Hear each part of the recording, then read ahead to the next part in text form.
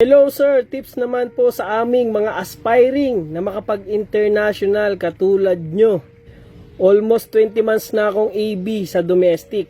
Kaya lang hindi ako napapansin ng ibang company dahil mababa yung gross tonnage na nasakyan ko.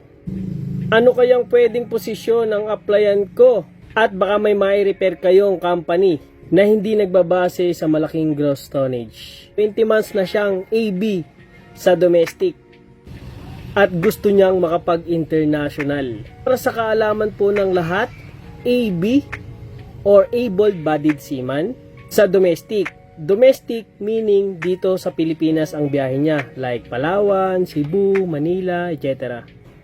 Pero kung international naman, natural, buong mundo po iyan. Sir Mark po ay AB, part po siya ng deck department. Sa barko po kasi, sa deck department, meron tayong deck cadet, OS or ordinary seaman, bago ka mag-AB or able-bodied seaman. Para sa akin, Sir Mark, kung mag-a-apply ako international, mas pipiliin kong mag-start muna ako sa mababa. Mag-a-apply ako as cadet. At yun din yung maipapayo ko sa iyo. Mag-umpisa ka sa mababa. Pagkaiba kasi ang international at domestic na trabaho pagdating sa AB. Depende pa rin yan sa barkong sasakyan mo, kung container ba, car ship, bulk carrier, tanker, depende. Kung may 20 months kang experience as AB sa domestic, apply mo yan ng cadet. Tapos magpakitang gilas ka na lang sa barko, sa mga senior mo or sa mga kasamahan mo. Ibig kong sabihin lahat ng natutunan mo, experience mo at nalalaman mo, dalin mo sa international. Prove mo sa kanila na may nalalaman ka. Pero wag naman yung may masasagasaan ka na tao or yung may makaalitan ka. Kasi usually, lalo na pag Pinoy, ganyan yung iisipin sa'yo.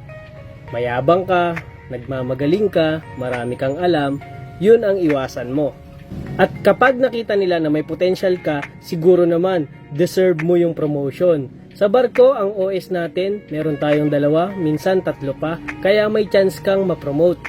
Kaya sipagan mo lang, mag-aral ka sa barko, at tiis-tiis lang. Huwag mo i-expect na may promotion na dadating. Naman sa gross tonnage na nasakyan mo na sinasabi mong mababa, para sa kaalaman po ng lahat, ang requirement po dyan is 500 gross tonnage or above.